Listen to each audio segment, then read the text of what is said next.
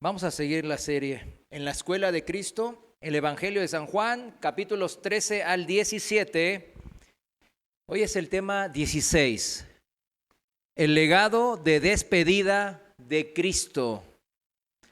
Legado ya saben lo que es, ¿no? Legado es una herencia, un testamento que se deja, ¿no? Un bien o algo inmaterial, algo que se quiere dejar a los suyos, ¿verdad? Ese es el legado de despedida de Cristo. En la última enseñanza vimos cómo el Señor Jesús nos prometía que no nos dejaría huérfanos. ¿Se acuerdan? Recuerdan que en la última enseñanza vimos algo importante que ustedes deben de recordar en momentos de dificultad. Y la promesa era que Él, Cristo, nunca nos iba a dejar huérfanos, o sea, sin Padre, o sea, sin Él. Y que enviaría al Espíritu Santo como un anticipo y una garantía de esta comunión perfecta que íbamos a disfrutar entre el Padre y el Hijo y nosotros en la eternidad. Se trataba entonces de enseñarnos y capacitarnos para poder disfrutar de la presencia de Dios ahora, no en el futuro, sino desde ahora y para siempre. Eso era la promesa de Dios. Era para nuestro presente ahora como hijos de Dios. Haciendo un lugar, ¿en dónde? En nuestro corazón, que sea permanente, para el Padre y el Hijo hagan morada con nosotros. Esto era aceptar esa vida eterna y verdadera que Cristo nos estaba compartiendo, porque el cristianismo de eso se trata. Ahora nosotros tenemos una vida espiritual que es eterna en esencia, porque es una vida que el Señor, nuestro Dios, el Creador, nos está compartiendo a nosotros. Por eso se habla de eternidad. Mientras esa aceptación no sea verdadera, no hay vida eterna.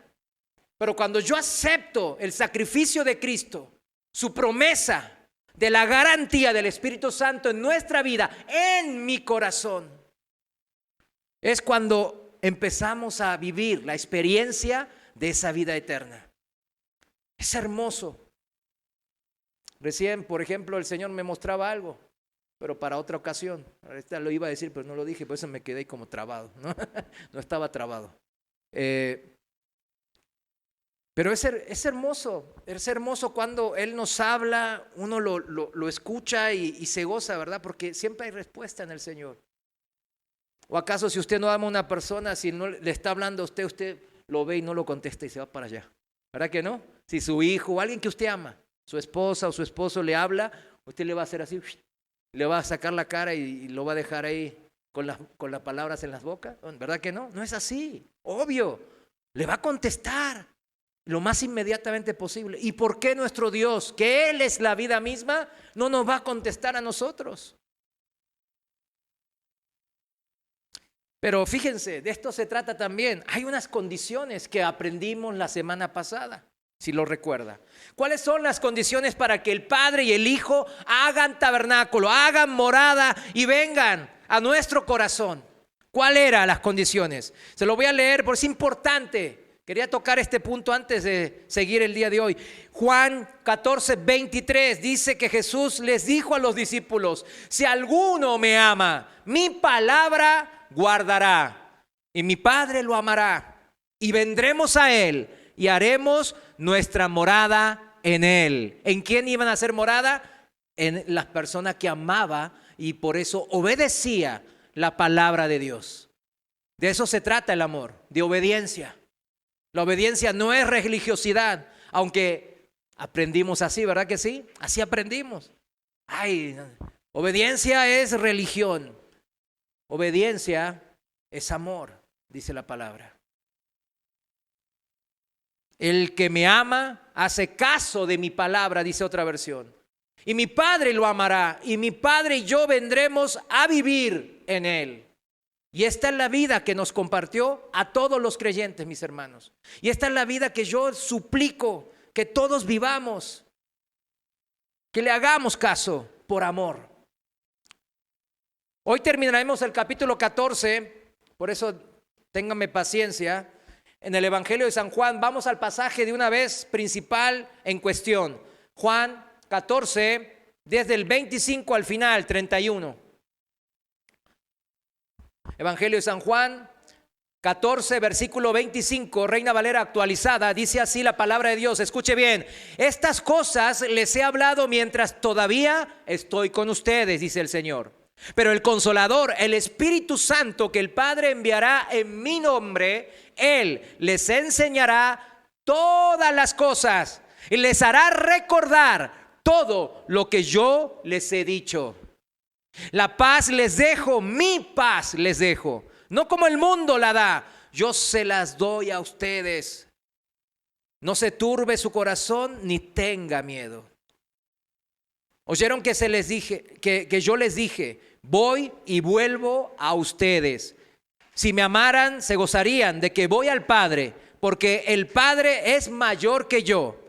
Ahora se los he dicho antes de que suceda, para que cuando suceda crean. Ya no hablaré mucho con ustedes porque viene el príncipe de este mundo y él sea Satanás, no tiene nada en mí. Pero para que el mundo conozca que yo amo al Padre y como el Padre me mandó, así hago. Levántense y vámonos de aquí. Amén. La primera parte de este curso de Cristo, ¿sobre qué era este curso que estamos viendo, esta serie? Sobre la santidad. Está a punto de acabar esta primera parte en este capítulo 14. Pero antes de que los discípulos dejen esta aula, este aposento alto, nuestro Señor, con gran sabiduría y compasión, se pone a reforzar la fe y la confianza de los discípulos.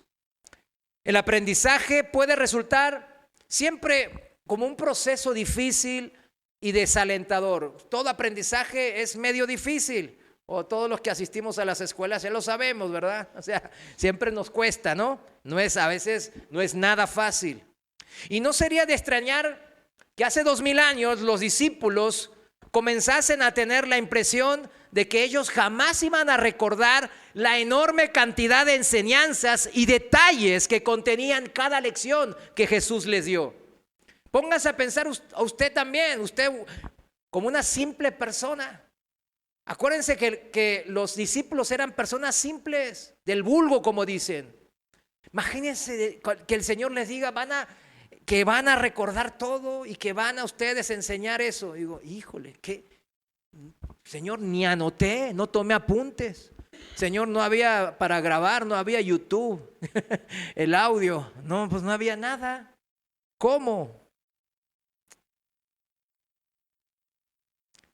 Ni siquiera les menciona la necesidad de comprender y poner en práctica los conceptos nuevos que Jesús les había planteado. Es una sensación, como les dije, que todos experimentamos de vez en cuando. Nosotros cuando estudiamos la Biblia, ¿cuántos leemos y decimos, ay, no entiendo qué quiere decir esto? Y nos desespera un poco, ¿no? Y sería fácil llegar a la conclusión de que el aprendizaje que hace falta para desarrollar la santidad siempre es una carga muy difícil y pesada para nosotros. Sería fácil de pensar de esa manera, pero nosotros aprendemos ahora que eso no es cierto. A menudo, sí, resulta duro, por supuesto, ¿no? Y exige fuerza ¿de qué? De voluntad y perseverancia, como usted, yo y un servidor estamos hoy aquí tratando de aprender más de Dios, de conocer más a nuestro Salvador. Sin embargo, el Señor está ahí para impartirnos lo que también inculcó en la mente y en el corazón de los apóstoles. Y hoy vamos a ver estos 4 puntos que Jesús les delegó a los apóstoles y por ende a nosotros también. Vamos a ver qué les inculcó a los apóstoles en su mente y corazón. Son 4 puntos. Número 1, la confianza en la posibilidad de que llegasen a asimilar estas lecciones. ¿La confianza en qué? En la posibilidad de que llegasen a asimilar estas lecciones que Jesús les dio. Porque ellos estaban con la duda, híjole, son muchas cosas, yo no soy tan inteligente.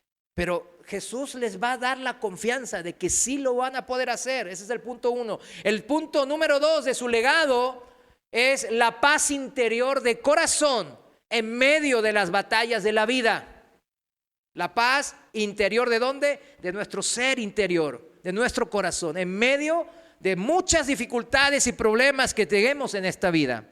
El legado número 3 de Cristo a los apóstoles y por ende a nosotros también es una fuente inagotable ¿de qué? De gozo, de alegría, a pesar de cualquier circunstancia. Y el cuarto y último del legado de Jesús es la seguridad del éxito en sus esfuerzos por llevar a cabo estas lecciones en medio de un mundo hostil. La seguridad de que van a ser exitosos en sus esfuerzos para llevar a cabo, poner en práctica las lecciones de Cristo en un mundo adverso. Porque el mundo no es favorable a los cristianos, yo se los aseguro. Vamos con el punto número 1 rápidamente, del legado que dejó Cristo, primeramente a los apóstoles, claro. Número 1 era la confianza en el aprendizaje. El primer legado de Cristo es que recibieron los apóstoles la garantía de que no tendrían que luchar a solas para recordar y comprender lo que se les había enseñado. Se les enviaría un consejero divino. Y el éxito que experimentarían en este proceso de aprender tendría más que ver con la capacidad del consejero para enseñar que con la capacidad de ellos, los apóstoles, para aprender. ¿Te das cuenta? Nada que ver como pensamos en el mundo, ¿verdad? Que tiene que ser por mi capacidad, no.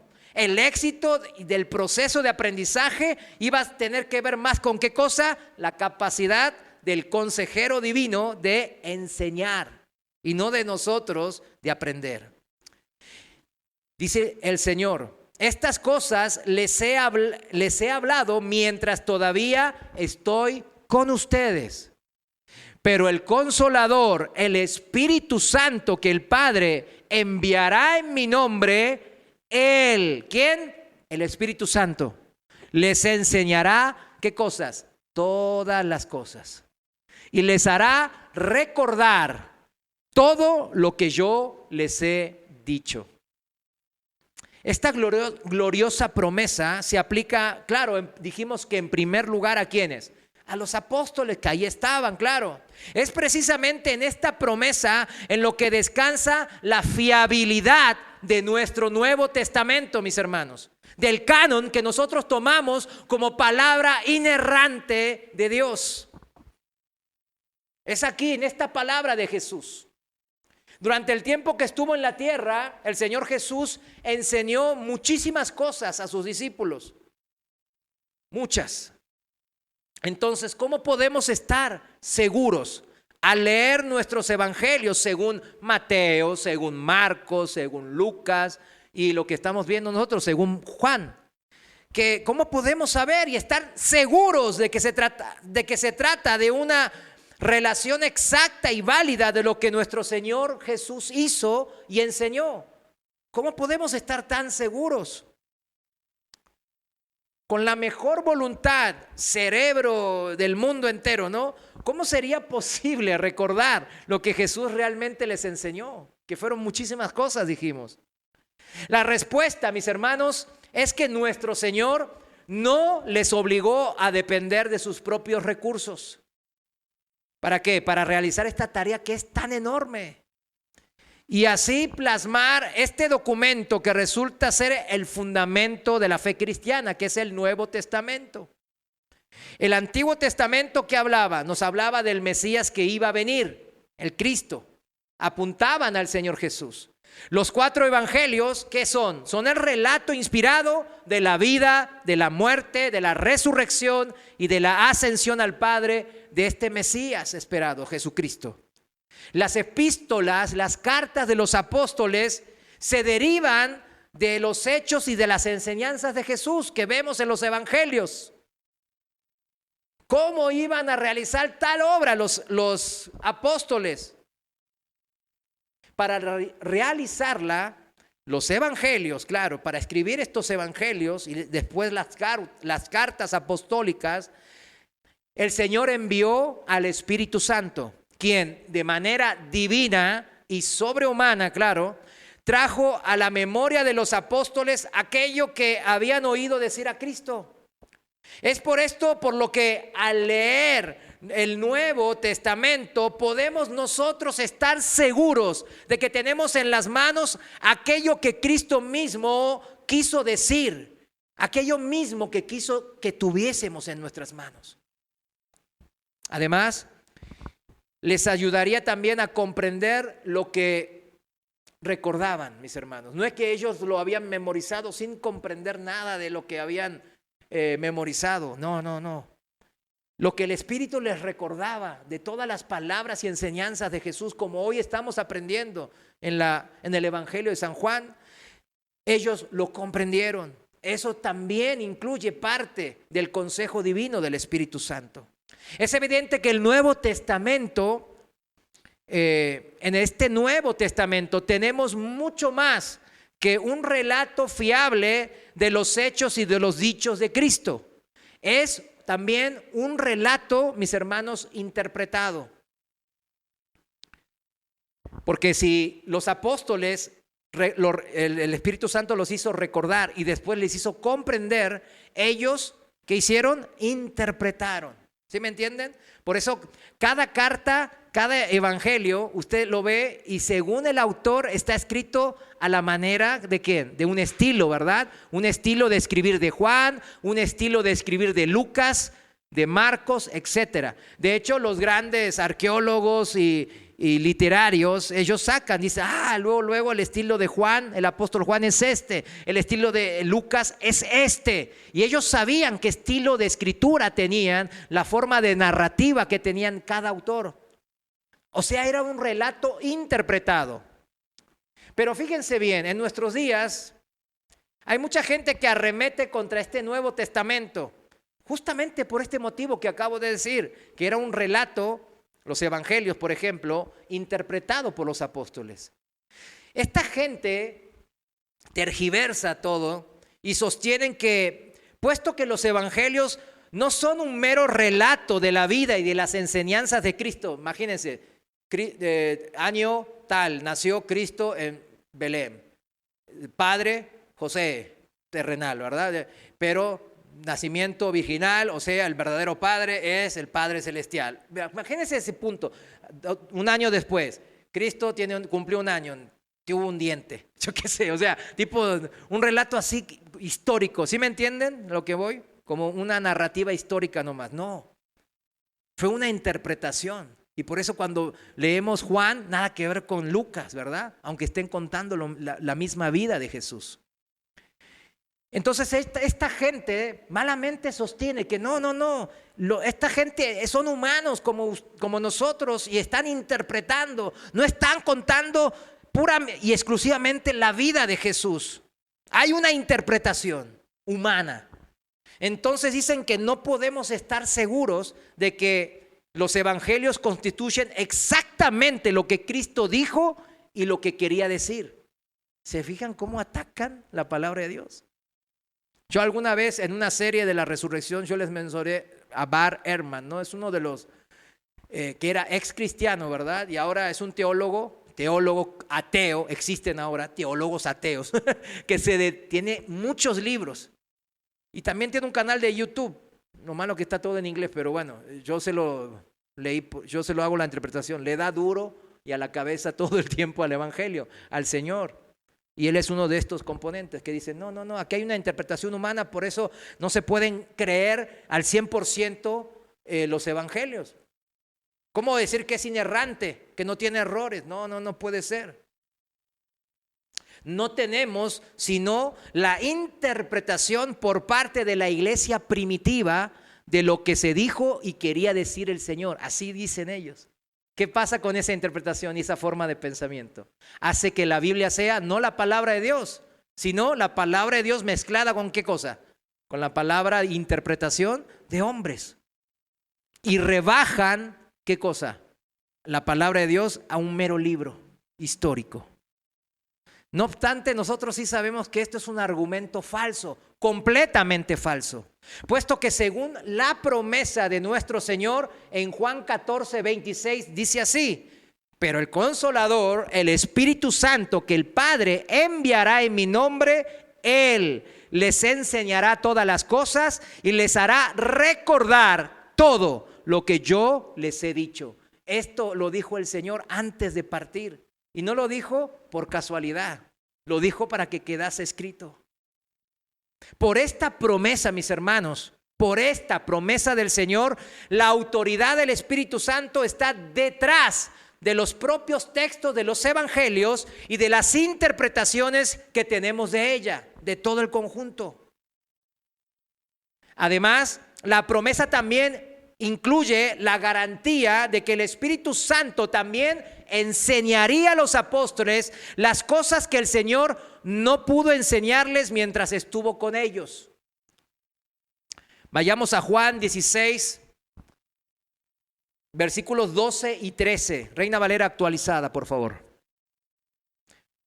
Capítulo 16, versículo 12, dice así: todavía tengo que decirles muchas cosas, dice el Señor a los discípulos. Muchas cosas tenía que decirles todavía el Señor, pero ahora no las pueden sobrellevar, o sea, no lo van a entender. Y cuando venga el Espíritu de verdad, ¿quién es el Espíritu de verdad? El Espíritu Santo, ¿verdad? Él los guiará a toda la verdad, pues no hablará por sí solo, sino que hablará todo lo que oiga y les hará saber las cosas que han de venir. Antes de la resurrección y de la ascensión del Señor, había una gran cantidad de cosas que ni podían haber comenzado siquiera a comprender los discípulos. Eso es lo que está diciendo el Señor. En cuanto a estas cosas, por lo tanto, el Señor guardó, ¿qué cosa? Silencio. En aquel momento, ¿no? En el aposento alto y antes de ser crucificado. Él guardó silencio porque Él sabía que no lo iban a entender. Tenía la intención de comunicarlas igual a sus discípulos, ¿cuándo? Más adelante, como leímos, después de su resurrección y de su ascensión, ¿por medio de quién dijo? Del Espíritu Santo.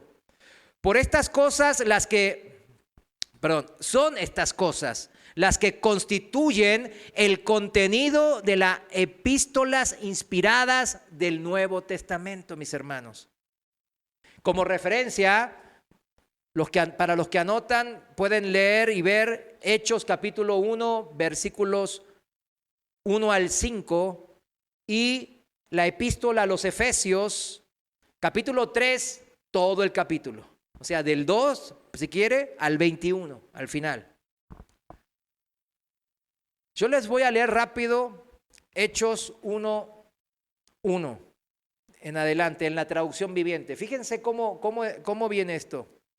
Dice el apóstol Lucas, dice: Teófilo, en mi primer libro, o sea, el Evangelio de Lucas, te relaté todo lo que Jesús comenzó a hacer y a enseñar, hasta el día que fue llevado al cielo, después de haberles dado a sus apóstoles escogidos instrucciones adicionales por medio del Espíritu Santo. Ahí comenzó, antes de su ascensión, ya por medio del Espíritu Santo empezó a darles instrucciones. ¿Se acuerdan que aprendimos la última vez que el Señor ya con el cuerpo glorificado se les aparecía y desaparecía, aparecía y desaparecía, ¿verdad? Bueno, en todo momento ya estaba el Espíritu Santo. ¿Haciendo qué? Enseñándoles y guiándoles. Dice versículo 3, durante los 40 días después de que sufrió y murió, Cristo se apareció varias veces a los apóstoles y les demostró con muchas pruebas convincentes que Él realmente estaba vivo. Y les habló del reino de Dios. Una vez, mientras comía con ellos, les ordenó: no se vayan de Jerusalén hasta que el Padre les envíe el regalo que les prometió, tal como les dije antes. Juan bautizaba con agua, pero en unos cuantos días ustedes, los discípulos, los apóstoles, serán bautizados con el Espíritu Santo. El apóstol Pablo también, que escribió casi la mitad de los libros del Nuevo Testamento, dice así en su epístola a los Efesios, capítulo 3, versículos 9 y 10. Voy a seguir en la traducción viviente. Efesios 3, 9, traducción viviente. Fíjense cómo dice el apóstol Pablo. Fui elegido para explicarles a todos el misterioso plan de Dios, el creador de todas las cosas. Que el creador mantuvo oculto desde el comienzo. El propósito de Dios con todo esto fue utilizar a la iglesia para mostrar la amplia variedad de su sabiduría a todos los gobernantes y autoridades invisibles que están en los lugares celestiales. Ese era su plan eterno que Él llevó a cabo por medio de Cristo Jesús nuestro Señor. Dijimos que en el sentido primario, entonces, la promesa de Jesús de Juan 14:26 estaba dirigida no a los centenares de discípulos que el Señor había hecho durante su ministerio en la tierra, ni tampoco a la iglesia, por así decirla, posapostólica, o sea, después de los apóstoles. Ninguno de cuyos escritos estaba inspirado en el mismo sentido especial que las epístolas del Nuevo Testamento. ¿Me van siguiendo, verdad? Hay muchos manuscritos de los susodichos llamados padres de la iglesia. Sí los conocen, ¿verdad? Tipo Ireneo, Clemente. Hay muchos que son la segunda y la tercera y la cuarta generación, ¿verdad? En las iglesias. Discípulos de los discípulos de los discípulos de los apóstoles algunos. Algunos conocieron a los apóstoles como Ireneo, ¿no? O Policarpo. Los escritos que ellos escribieron son de gran ayuda, claro que son de mucha ayuda, pero que no son inspirados. ¿Sí lo entiende ahora? No son inspirados. Cuando el Señor habló de esta promesa, primeramente se dirigía a los apóstoles que iban a recordar todo en el sentido de la inspiración divina del canon del Nuevo Testamento, mis hermanos. El principal grupo entonces al que el Señor se dirigió en su promesa de Juan 14:26 fue dirigida ¿a quiénes? A los miembros fundadores ¿de qué? De la iglesia. ¿Quiénes son? Los apóstoles, los 12, el apóstol Juan, Pedro, el apóstol Pablo también, ¿verdad? Los profetas especialmente escogidos por Dios para ellos recordar por medio del Espíritu Santo, entender y escribir inspiradamente sus cartas y los evangelios, claro. El mismo apóstol Pablo, el que trabajó más, él dice, el que trabajó más que todos los demás apóstoles. ¿Recuerdan que dijo eso? Él dijo en Efesios 3:3, en la traducción viviente, dijo: tal como antes les escribí brevemente, Dios mismo me reveló su misterioso plan. ¿Quién le reveló a Pablo? Dios, directamente Dios. En Gálatas 1:12, el mismo Pablo de vuelta narra: no recibí mi mensaje de ninguna fuente humana, ni nadie me lo enseñó. En cambio, dice, lo recibí por revelación directa ¿de quién? De Jesucristo. Es tremendo. Como también lo explica el apóstol Pedro, uno de los principales, ¿verdad? De los 12. Dice en 2 de Pedro 1:20, conocido este pasaje para nosotros estar firmes y seguros de la inspiración divina del Nuevo Testamento, ¿no? En la traducción del lenguaje actual lo voy a leer. 2 de Pedro 1:20 dice: pero antes que nada deben saber que ninguna enseñanza de la Biblia se puede explicar como uno quisiera. O sea, no es de mi interpretación privada, se me antoja escribir así, vamos a escribir así. No es de esa manera. Ningún profeta, ningún hombre de Dios habló por su propia cuenta. Al contrario, todos ellos hablaron de parte de Dios y fueron guiados por el Espíritu Santo. Esa es la confianza y la seguridad de que cuando leemos la palabra, estamos leyendo la palabra viva y eficaz de Dios, mis hermanos. Dicho esto, también podemos Ahora sí, aplicar la promesa de Juan 14:26, ¿a quiénes? A todos los demás también. Ahora por extensión. Primeramente lo tuve que separar y hacer la diferenciación. No porque tengan coronita o sean más amados los apóstoles que nosotros. No tiene nada que ver con el amor, sino con el llamado y la obligación de un servicio, de un ministerio que tenían los apóstoles, que era que después el Espíritu Santo les iba a recordar todas las cosas, a explicarlas, a comprenderlas y a escribirlas divinamente según su forma de ser de cada uno de los apóstoles. Y eso es el Nuevo Testamento. Ahora, también por extensión aplica entonces a todos los demás hijos, a todos los discípulos en los siglos y siglos que han pasado hasta usted y un servidor. También podemos entonces aplicar la promesa de Juan 14:26 a nosotros en otro sentido secundario. El Espíritu Santo ha sido enviado con el propósito específico de ayudarnos a comprender las enseñanzas de Cristo. Yo no podría estar predicando ahora en este púlpito si el Espíritu Santo no me estaría enseñando. Se lo puedo, miren, si hay algo que yo no soy mejor que ustedes es en eso. Me esfuerzo en leer la Biblia. Paso horas leyéndola, pero es el Espíritu Santo que me da comprensión. Se los aseguro. No dudo ni en lo más mínimo porque es la experiencia de vida ya de varios años. Si esto fuese mi palabra y mis rollos, mis Mario rollos, imagínense, no, ¿para qué vienen? Ni yo me aguanto mis rollos.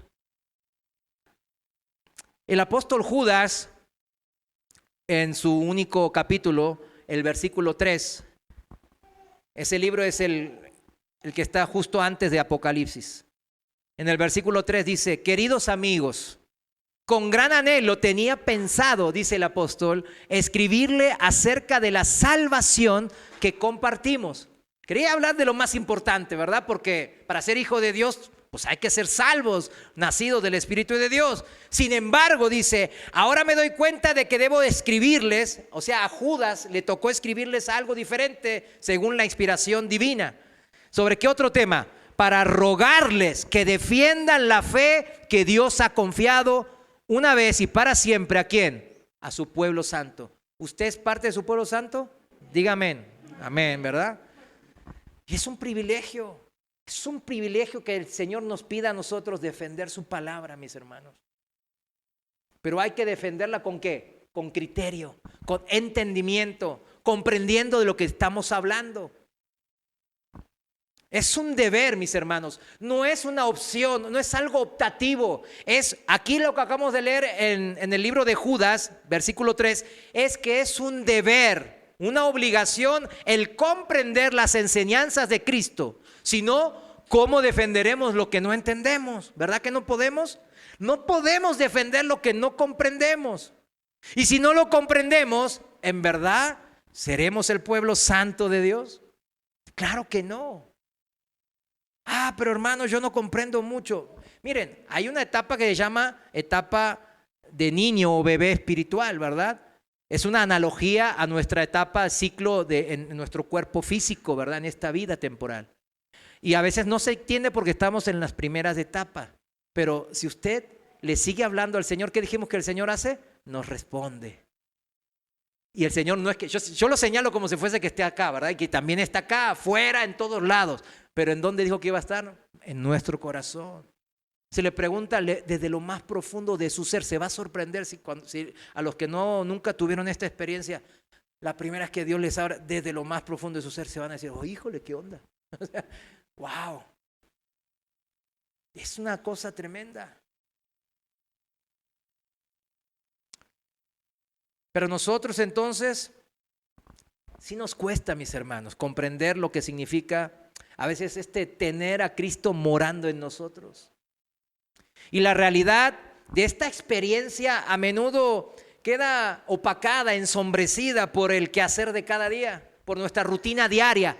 Me levanto temprano y preparo el desayuno. Yo sé que muchos así van. Me salgo corriendo porque voy a llegar tarde. El tráfico me agarra, está horrible el tráfico ya aquí. Etcétera, etcétera. Y viceversa, cuando viene ya viene uno cansado, fastidiado, tuvo un día malo, aunque tuvo un día bueno también, ¿verdad? Está con muchas cosas en la cabeza, preparar el día siguiente, etcétera, etcétera. Sin embargo, Cristo permanece en nosotros, aún a pesar de todo eso, para recordarnos lo que nosotros hemos aprendido, aunque sea que leamos el devocional de diario nomás. Y nos ha recordado y una vez y otra vez que la santidad no es simplemente una cuestión de que nosotros luchemos para sobrevivir cada día a partir de nuestras propias fuerzas.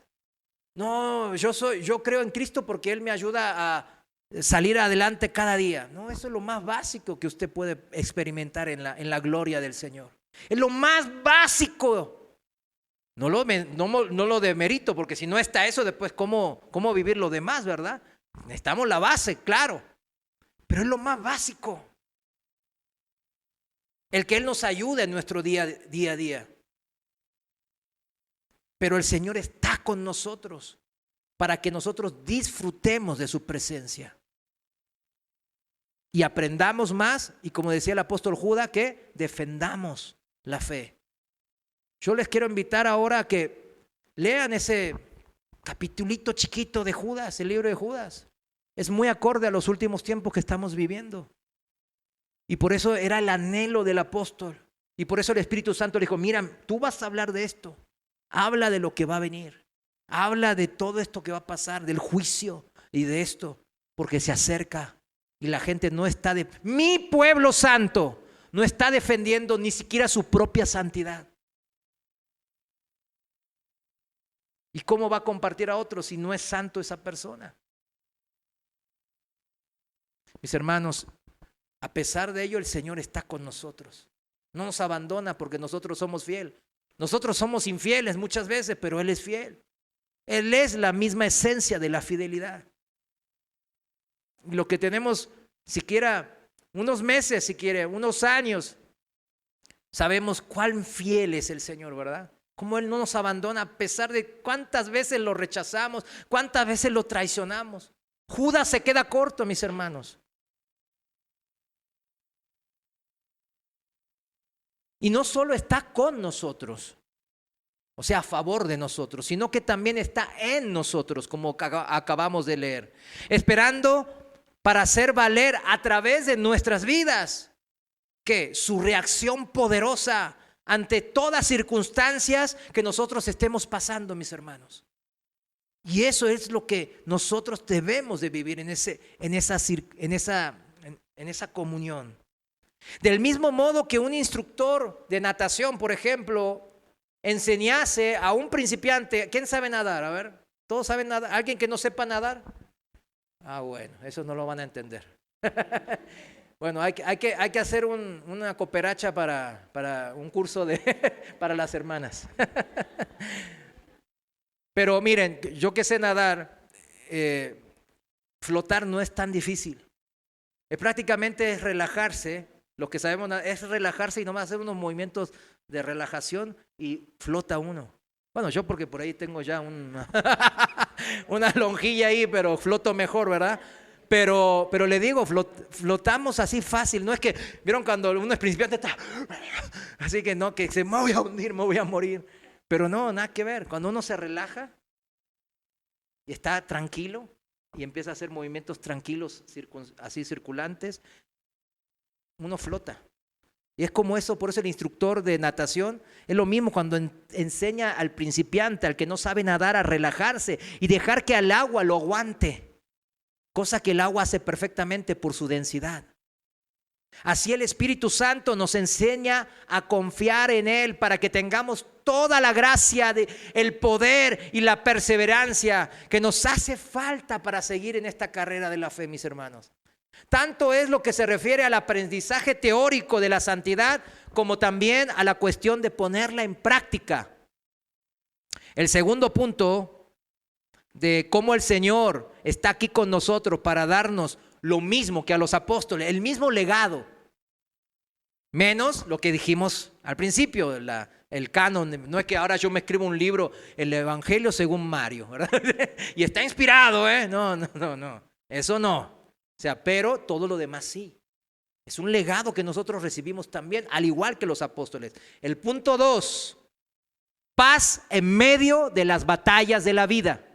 ¿Paz en medio de qué? Pues de los problemas, de las dificultades, de la escasez, de la enfermedad, de la muerte, etc. A continuación, vino el legado de la paz. En el versículo 27 de Juan 14 dice, la paz les dejo, mi paz les doy. No como el mundo la da, yo se la doy a ustedes. No se turbe su corazón ni tenga miedo. No se angustie en su corazón y ni tenga miedo. Es un mandato del Señor. Es un mandato. Aunque se trata, ciertamente este versículo 27 se trata de un legado hermoso, ¿verdad? Maravilloso para nosotros. Pero igual tenemos que tener cuidado de no atribuirnos un significado de que no es en este versículo 27. A veces la manera como un creyente cita estas palabras del Señor cuando habla con otro creyente, hay que tener cuidado. Eso a veces hablamos como que damos a entender que está mal que un creyente se sienta angustiado o triste. Cuando un creyente, ¿vieron cuando está la hermana Angustias así? Y siempre está la hermana Angustia ahí angustiada. Entonces yo voy y le digo, hermana, usted parece que no es hermana en Cristo. ¿Cómo que está angustiada? Somos llamados a tener paz y gozo en el Señor. Déjese de eso. Satanás, apártate de ella. Estás endemoniada, hermana. O sea, cosas así, ¿verdad? Cosas de estas que yo las digo así tipo bromeando, ahora así como ejemplos de broma, pero son reales. Tristemente son reales. Como si los creyentes nosotros tuviésemos que experimentar una constante paz y gozo, ¿verdad? No somos fórmulas matemáticas, no somos robots o un software. Somos personas de carne y hueso, tenemos sentimientos. Como consecuencia, cuando un creyente se siente abrumado por el dolor, por la decepción de algo que le pasó, por la desesperación de una situación horrible que está pasando, o una enfermedad terminal, lo que sea, muchos de los creyentes se acusan. Ese tiene un pecado oculto, él es indigno, es un mediocre, él es un inconstante, es porque no sirve al Señor, es porque no sé cuánto. Lejos de encontrar, mis hermanos, una esperanza en las promesas del Señor, lo usan como motivo de condenación. Es algo horrible eso. Eso es lo que menos debemos de hacer los cristianos. ¿Cuántos dicen amén? Amén. En esta iglesia no lo vamos a hacer. Amén. Amén. Ya se comprometió, ¿verdad? Ya aquí somos santas palomitas. Lejos entonces de encontrar en la promesa del Señor un motivo de consuelo, la incapacidad de experimentar dicha paz, ¿qué hace? Es un motivo que aumenta el dolor, mis hermanos. Nosotros dice que nos dolamos con el que se duele y nos alegremos con el que se alegra. Cuando un hermano dice, ay, yo me alegro en esto y el otro, ay, yo también me alegro. Pero el mundo, ¿cómo es? Ay, se compró un carro nuevo el vecino, híjole, ese maldito. Y yo, Señor, yo soy tu hijo, mira, ese es bien mal hablado y borracho, y yo aquí un miércoles, en vez de estar viendo el partido, estoy aquí escuchando al hermano que no termina nunca la prédica temprano. ¿Y yo qué hago aquí? Señor, ¿por qué a mí mi carro se me echó a perder? Me echaron del trabajo y el vecino lo ascendieron. Ahí está llorando de las tragedias el bebé. O sea, no se angustie. El bebé también. Es importante recordar, por tanto, que el mismo Salvador, mis hermanos, por eso tenemos que recordar los evangelios, que son los hechos de la vida de Jesús. El mismo Señor Jesús pronunció estas palabras, que dice que se conmovió en espíritu. O sea, se estremeció. Como media hora antes que pronunció la paz, mi paz los dejo. 20 minutos antes. Dice que él se conmovió y se estremeció en su espíritu al exponer a uno de sus discípulos que estaba a punto de entregarle a Judas Iscariote. Eso está lo vimos ya en el capítulo 13, versículo 21 para el que anota. Si por un lado estaba dispuesto a confesar que se sentía turbado el Señor, ¿verdad? Él lo estaba confesando, que se sentía turbado, angustiado significa. Y por otro lado, al cabo de poco rato hablaba de la paz. ¿Qué onda? ¿Qué le pasa al Señor? ¿Es bipolar o qué?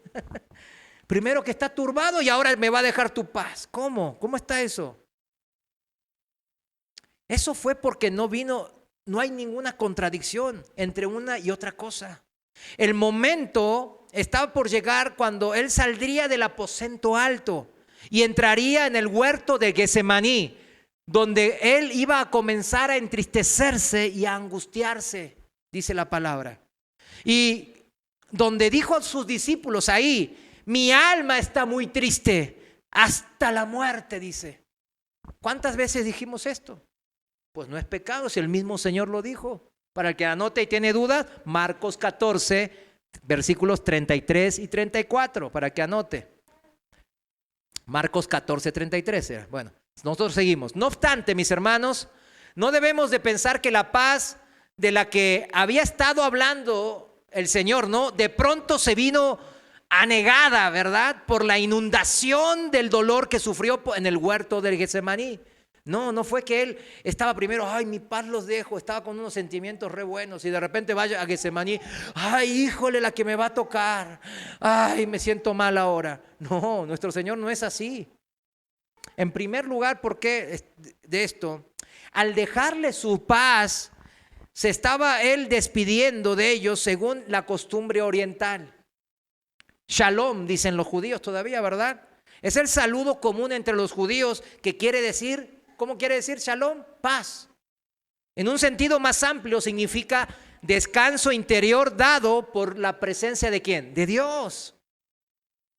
Era sí un saludo oriental, pero también al mismo tiempo él les estaba asegurando, cuando les decía mi paz os dejo, les estaba asegurando que su amor, su lealtad y su preocupación incesante por los discípulos, de modo que cuando él se iba a marcharse, ellos no se quedaran con ninguna duda.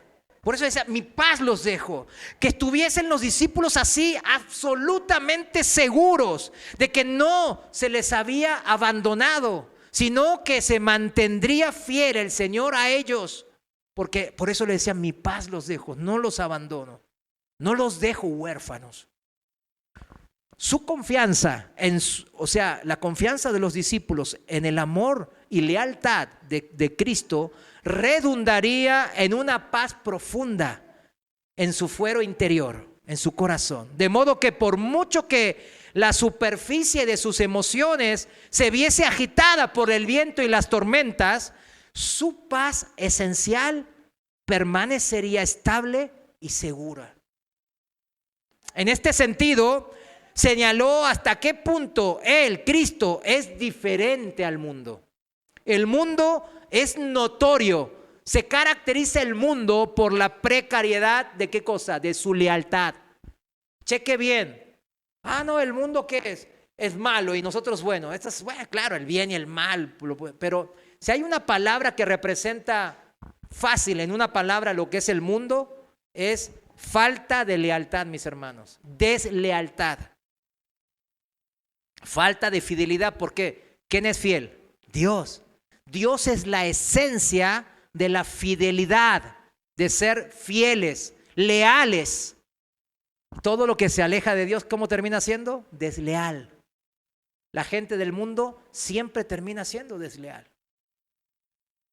No, a mí me ha respondido me ha respondido.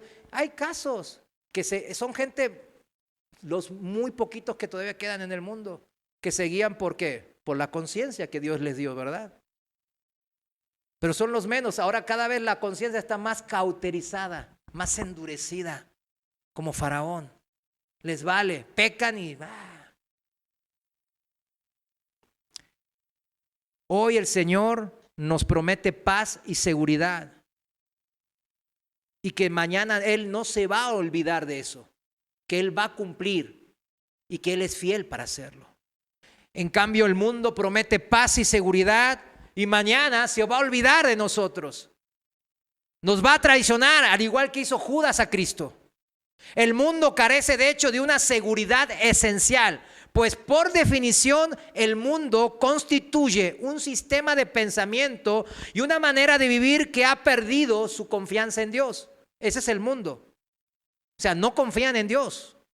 ¿El cristiano qué hacemos? Confiamos en Dios, en la Biblia, en su palabra. Aunque Dios es la fuente de todo lo bueno que hay en el mundo, nosotros sí lo sabemos. Dios mismo representa para el mundo, ¿qué cosa? Una amenaza, una fuente de inseguridad más bien que de seguridad. O sea, chequen bien por qué el mundo odia a Dios. Y aquí está lo que acabamos de mencionar. Para el mundo es una amenaza. Este ex cristiano, Bart Ehrman, el famoso filósofo y escritor de libros, erudito, científico, etcétera, etcétera, que escribió más de 100 libros, etcétera, que está en contra de la cruz de Cristo. Él tiene una inseguridad. Él se siente amenazado por el mensaje de la cruz. ¿Por qué? Porque no le gusta lo que la cruz le señala. La santidad de Cristo lo ofende.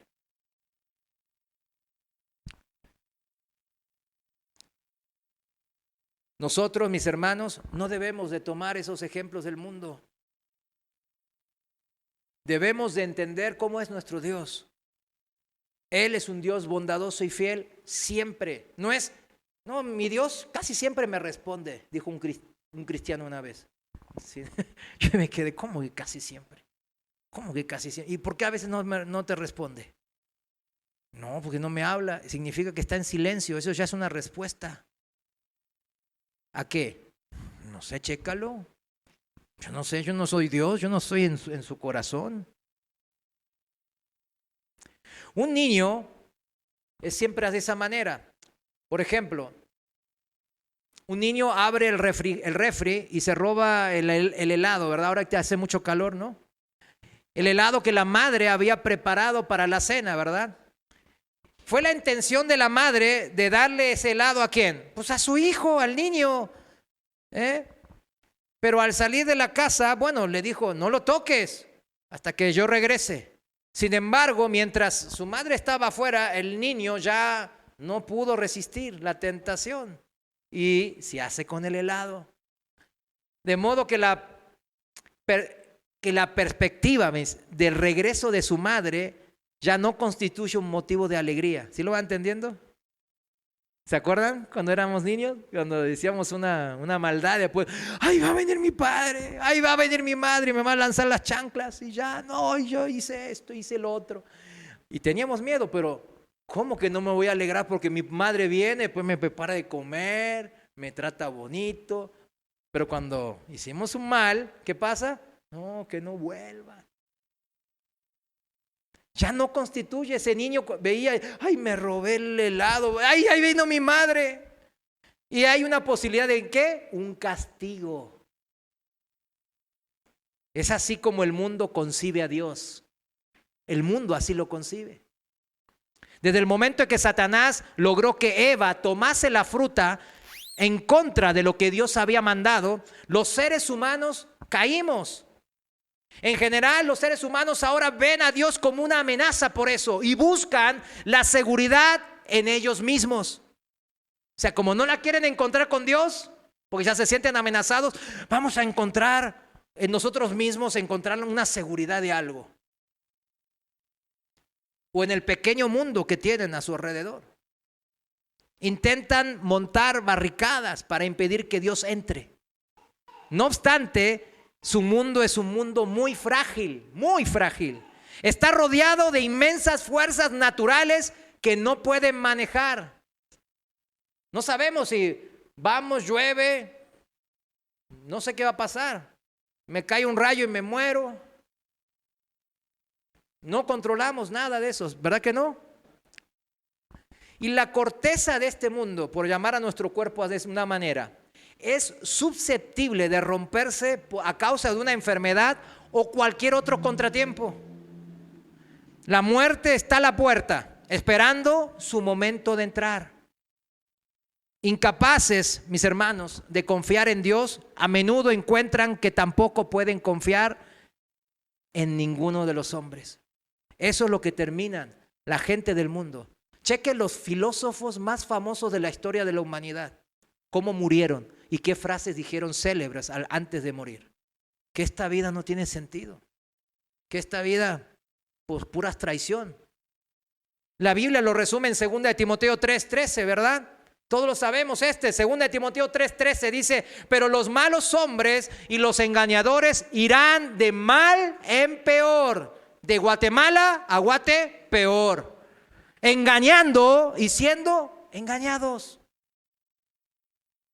¿Cuántos quieren vivir en ese mundo? Ah, no, hermanos, si estamos viviendo en ese mundo. Sí, vivimos en ese mundo, pero no somos de ese mundo. Amén. Nosotros no tenemos que participar en que nos engañen y estar engañando. Nosotros, ¿cómo tenemos que vivir? Devolviendo bien al que nos dio mal. Esa es la manera de Cristo. Los del mundo viven al borde de un abismo de inseguridad. O acuérdese cómo vivía usted cuando estaba en el mundo. El mundo no tiene paz y no la puede aportar tampoco. No puede decir, ay, vamos a encontrar la paz. ¿Cuándo hubo paz en el mundo, mis hermanos? Se la pasan debatiendo en la ONU, que es siempre hay guerras, siempre hay conflictos, ¿verdad que sí? Siempre. Así es la esencia del hombre caído. Solo es en el Dios creador donde se puede encontrar la salvación y la seguridad así. Por tanto, la paz que Dios puede dar. Cuando usted está con la paz, cuando usted está seguro de algo, como está seguro de su vida eterna, de la salvación que hay en Cristo, usted dice, sí, ya no hay miedo. ¿A qué cosa? A la muerte. Tercer legado, mis hermanos, que Cristo dejó a todos los cristianos, así como a sus apóstoles. Tercero, una fuente de gozo inagotable. Y ahora el Señor les enseñará un motivo de gozo sin límites. Su marcha, en cuanto realmente la entendiésemos, resultaría ser una fuente no de dolor, sino, como dijo, la marcha de Él, o sea, la ascensión de Él, que iba a ser una fuente de gozo. Eso está en Juan 14:28 y dice, oyeron que yo les dije, voy y vuelvo a ustedes. Si me amaran, se gozarían de que voy al Padre, porque el Padre es mayor que yo. Debemos de preguntar, por supuesto, en qué sentido su marcha podría resultar ser un motivo de regocijo. ¿Cómo? Si yo estoy con el Señor físicamente, ¿cómo puede ser que Él que se vaya sea un motivo de alegría para mí? ¿Y qué quiso decir exactamente también cuando dijo, el Padre es mayor que yo? ¿Qué quiso? ¿Qué significó? Las dos cuestiones, mis hermanos, estas dos cuestiones que acabo de mencionar están íntimamente vinculadas entre sí. En lo que se refiere a su naturaleza esencial de Cristo, nuestro Señor era igual ¿a quién? Al Padre. Eran de la misma naturaleza divina. Mas, sin embargo, durante su vida en la tierra, como lo explica Pablo en Filipenses capítulo 2, ¿qué pasó? Nuestro Señor se hizo ¿qué cosa? Se humilló y se hizo hombre, criatura. Tuvo un envase limitado, que es nuestro cuerpo que va a morir, un cuerpo que no es eterno. Nuestro Señor entonces no ocupaba el mismo rango que Dios Padre. Se había sometido voluntariamente, claro, a las limitaciones de un cuerpo humano, el cual solo podía estar en un solo lugar a la vez, en un momento determinado. No era omnipresente, ¿verdad? Sí siguió siendo omnisciente, pero no era omnipresente. Estaba limitado en ese sentido en su ministerio terrenal. El Padre era libre de esta limitación. Además, Cristo, como hemos visto, no podía estar en los discípulos mientras tenía un cuerpo de humano, de carne y hueso. Él no podía estar en nosotros como después Él podría estarlo, como nosotros. Lo glorioso de esta nueva situación que estaba anunciando consistía en dos hechos, mis hermanos. Esto es lo glorioso. En primer lugar, nuestro Señor se marchaba para estar con el Padre, con todo lo que esto implicaba en cuanto a la glorificación de su cuerpo humano y a la liberación de las limitaciones de la vida de la tierra. Sin embargo, no solo iba al Padre, volvería a hacerse presente en ellos, los discípulos, eventualmente. Y al hacerlo, ya no estaría limitado a un lugar y a una sola persona a la vez. Igual que el propio Padre podría estar presente con todo su pueblo, en todos los lugares y en todos los tiempos. ¿Sí lo entiende?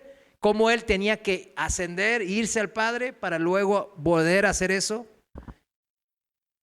Y dentro de cada miembro de su pueblo, mis hermanos, Él está dentro ya ahora, mora en nuestro corazón a través del Espíritu Santo, como dice la Biblia. A veces pensamos que sería mejor que si el Señor pudiese estar físicamente con nosotros. Igual que estuvo físicamente con los discípulos hace 20 siglos, durante su vida terrenal. Pero esto se trata de un sentimiento equivocado, mis hermanos. Entendible, pero equivocado. Recordemos que mientras el Señor estuvo físicamente con los discípulos, el comportamiento de ellos a menudo dejaba mucho que desear, ¿sí o no?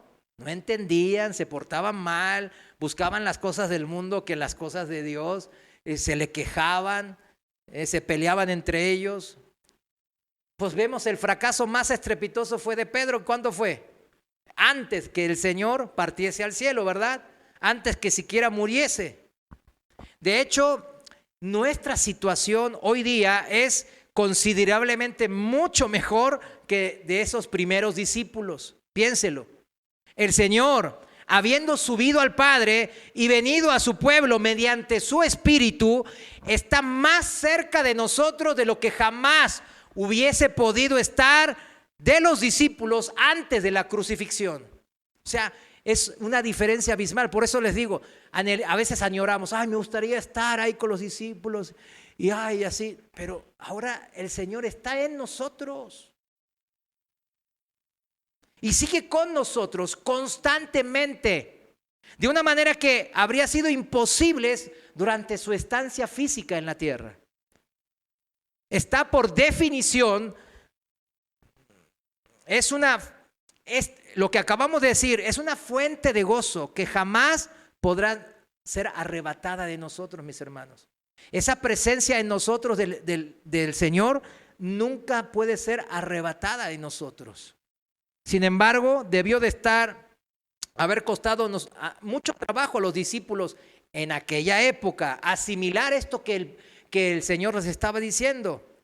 Hasta tal punto que a ellos les resultaba sorprendente que el Señor se tomase quizás a veces las molestias, ¿no? Explicaba cosas que ellos, híjole, no entiendo nada de lo que está diciendo. Y les decían, Señor, no entiendo. Él le explicaba, pero bueno, no entendían. Pero fíjense, igual el Señor, ¿qué hizo? Les explicó, ¿sí o no les explicó? Igual Él les explicó, aunque sabía Él que no le entendían. Pero se trató con un propósito sabio. Dice en el versículo 29, siguiendo ahí con el pasaje principal de Juan 14, ahora en el 29, ya vamos terminando. 29 dice, ahora se lo he dicho antes de que suceda, para que cuando suceda, ¿qué? Crean. Tenía un propósito, aunque no les entendiese, algún día lo iban a entender porque iba a pasar. Entonces ahí iban a decir, eureka, híjole, les iba a caer el 20. Era por esto que lo dijo. Cuando experimentaron el día de Pentecostés los discípulos, la maravillosa venida y la presencia dentro suyo del Espíritu Santo, se acordarían de las palabras de Jesús en el aposento alto y dirían, seguramente en su interior, tenía razón, lo que dijo el Señor se ha cumplido, ha sucedido exactamente como prometió. Y nosotros, por nuestra parte, ¿no? Nosotros también podemos también estar seguros de que las cosas tan preciosas que hemos aprendido en estos capítulos de Juan no fueron inventadas por la iglesia después de la muerte de Jesús, sino que Él, el Señor, las enseñó mientras aún estaba en la tierra. Con esto pasamos al último, cuarto legado del Señor a todos sus discípulos, primeramente a los apóstoles, pero también a todos los demás en todos los siglos hasta nosotros. Cuarto, la victoria asegurada. El cuarto legado es la victoria asegurada. Ahora que la primera parte de este curso de la santidad estaba llegando a su fin en el aposento alto, y el Señor diría a los discípulos que se levantasen, que saliesen junto con Él del aposento alto y que lo siguiesen por las calles de Jerusalén. El Señor no iba engañado en absoluto hacia el jardín del huerto del Getsemaní, no, Él no iba engañado a ver qué onda, a ver qué iba a pasar. Él sabía perfectamente lo que iba a pasar. No le cabía la menor duda, a pesar de ello, de la victoria final que iba a obtener. Fíjense, al inicio de las clases, en el aposento alto de la santidad, en el capítulo 13, versículo 1 al 4, Jesús habla de la confianza que tenía en su capacidad de comenzar y de llevar a término el proceso de la santidad de su pueblo, a pesar de la oposición de Satanás. Si me acompaña rápidamente a un capítulo antes, Juan 13, versículo 3, lo voy a leer en la traducción viviente. Dice, Jesús sabía que el Padre le había dado autoridad sobre todas las cosas y que había venido de Dios y que regresaría a Dios. Fíjense, esta es la autoridad que él tenía. Él sabía que tenía la autoridad de todas las cosas. Y cuando él hablaba con la autoridad del que el Padre le había delegado. Y ahora él nos estaba delegando a nosotros. Él decía con toda certeza y seguridad que él había venido de Dios, o sea, sabía que él de dónde había venido y sabía a dónde él iba a regresar y qué iba a pasar. Con esa autoridad ahora llegaba al punto medio de estas lecciones de la santidad y hablaba de nuevo de esta confianza. Vayamos de vuelta al capítulo 14, versículos 30 y 31. Y dice así, viene el príncipe de este mundo y él no tiene nada en mí. Pero para que el mundo conozca que yo amo al Padre y que como el Padre me mandó, así hago. Levántense y vámonos de aquí. Eso está relacionado con justo el capítulo anterior, versículo 3 que acabamos de leer. Cabe notar que enseguida que el secreto de la victoria fue, ¿qué cosa? El secreto de la victoria de Cristo, ¿qué fue, mis hermanos? Como cuando vemos esto, fue su amor al Padre. Inquebrantable, sin desviaciones. ¿Cuál es el secreto de la victoria de usted y un servidor? ¿Cómo podemos ser más que vencedores? Como dice un famoso versículo que a todo el mundo le gusta citar, aún a los no cristianos, ¿verdad? Dicen, hay más que vencedores. ¿Cómo podemos ser más que vencedores? Como la mayoría no les gusta, como Cristo hizo. En la victoria está en el amor al Padre. Cuando yo amo al Padre y sé lo que Él hizo, entregó a su Hijo por mí, y después yo voy y quiero hacer un negocio y transo por debajo, robo a mi socio, robo a mi patrón. Digo, ¿vale la sangre de Cristo? Yo amo más al Padre que esto. ¿Vale más andar fornicando que el amor al Padre? La victoria contra Satanás, o sea, contra el pecado, está en este amor al Padre que Cristo ahora nos enseña bien. Ahora bien, es cierto que nosotros como hombres y mujeres normales, caídos, con este cuerpo caído, en ocasiones hablamos con excesiva facilidad de nuestro amor a Dios. ¿Quién hay? Hasta de los no creyentes que dicen, ¿ama usted a Dios? Oh, claro que lo amo. ¿Qué es amar a Dios? ¿Se lo puso a pensar? Hoy estamos aprendiendo que fue el amor al Padre que mantuvo a Cristo firme.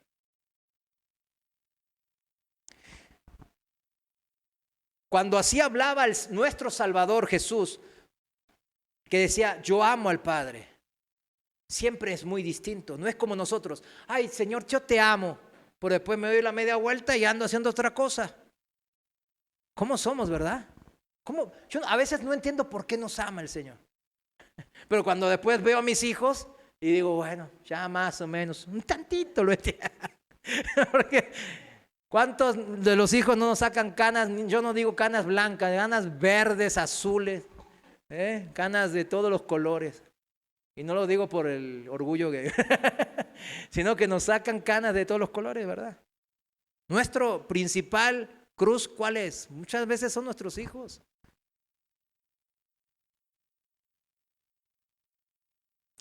Cuando el Señor dijo, yo amo al Padre, fíjense, nomás lo dijo aquí. En ningún lado en los evangelios va a encontrar que Jesús dice, yo amo al Padre. Aquí los dice, precisamente en este texto. Fue un momento entonces significativo. Escúcheme, ya terminamos, pero escuche, ponga atención. Cuando Jesús dijo, yo amo al Padre, es un momento significativo, histórico. Ahora llegaba el momento cuando tendría que demostrar ante el cielo, el mundo entero y el infierno, o sea, las huestes de Satanás, que su amor al Padre era absoluto, sin vacilaciones. Era el momento de la verdad, como nos gusta decir. Eva, en el jardín del Edén, rodeada de todos los deleites y las bendiciones que Dios les dio, abundante, copiosamente, hermosamente, le había dado lleno de cosas para que nomás disfrute de todo ese huerto del Edén. Pero se dejó engañar, creyó que Dios obraba en su contra. Dios no quiere que tengas vida, que seas como Él. Y escogió la fruta prohibida en lugar de Dios y su palabra. Se amaba a sí misma y al mundo más de lo que amaba a Dios. Ahora habría otro encuentro, mis hermanos, esta vez entre el Señor y Satanás, príncipe de este mundo. Les recuerdo, por si no lo sabía, ¿verdad? Por si amaba un poquito al mundo, les recuerdo que el dueño de este mundo, ¿quién es? Satanás. Así dice la palabra de Dios, pues bueno. Había este nuevo encuentro entre el Señor Jesús y Satanás, Satanás recurriría a todo el veneno que había en él, todo ese odio, envidia, rencor, violencia, para despojar a Cristo de todo lo que él poseía, hasta de la ropa que llevaba puesto. Y le daría a cambio todo lo que jamás le habría correspondido a él, el dolor y el martirio del Calvario. Cristo habría podido evitar todo esto si hubiera estado dispuesto a dejar de amar al Padre. Sin embargo, Él no tenía la menor intención de hacerlo. No había en Él pecado ni debilidad que cediese ante la hostilidad y los engaños de Satanás. Cristo demostraría al universo entero lo que Él opinaba del Padre. Puesto a elegir entre todos los reinos del mundo, toda la riqueza, toda la gloria y el esplendor a costa de ser desleal al Padre, por un lado y por otro, mis hermanos. Ahí está, las dos balanzas. Todo lo que el mundo me ofrece, lo que sea que me ofrezca, la deslealtad al Padre está aquí. O la lealtad al Padre con todo el dolor y sufrimiento que el mundo pudiese infligirle. ¿Qué eligió Cristo? Lo segundo, ¿verdad? Su amor al Padre fue inquebrantable. No se quebrantó nunca. Y esto, mis hermanos, concluyo. Esto es la santidad, mis hermanos. Esto es la santidad.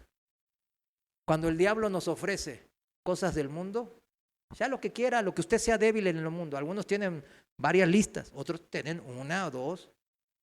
Hay otros, unos son enojones, otros ven pornografía, otros no se congregan, otros, pues cada quien tiene sus cosas, ¿verdad? Otros les gusta hablar de más, hablan mal de los demás siempre, otro no tiene compasión, otro es bien avaro, otro ama más el trabajo y su casa que a Dios. No sé. Pero eso significa deslealtad ¿a quién? Al Padre. Cristo eligió ser leal al Padre y eso es amor y eso es la santidad. Nosotros ahora de pronto nos damos cuenta que nuestro Señor, quien hasta aquí había echado mano de muchas parábolas significadas, ilustraciones prácticas para que entendamos lo que es la santidad. Ahora sale que no es meramente teórico, que no solamente es un maestro teórico, sino que se presenta a sí mismo como el paradigma de la excelencia de la verdadera práctica en la santidad, mis hermanos. No ser desleales al Padre, mis hermanos. Ya hemos visto al considerar cómo mucha gente es desleal al Padre.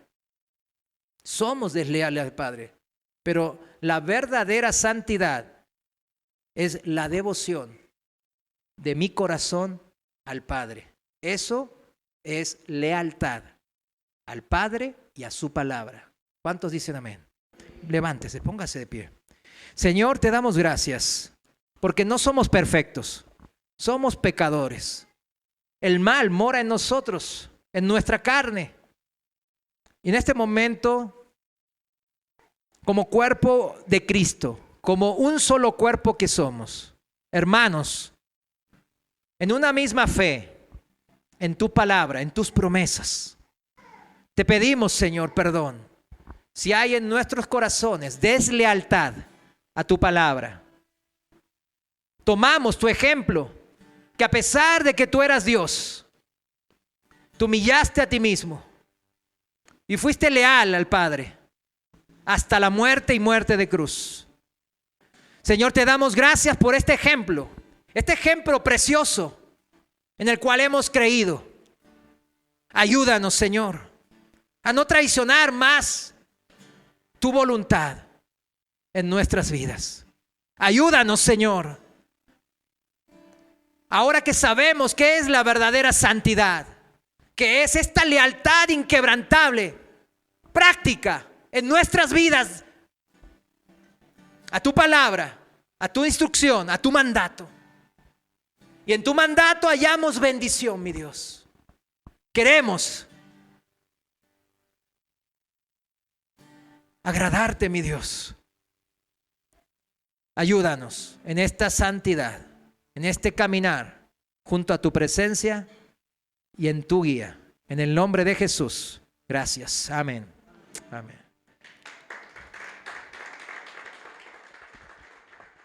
Dios les bendiga, mis amados hermanos.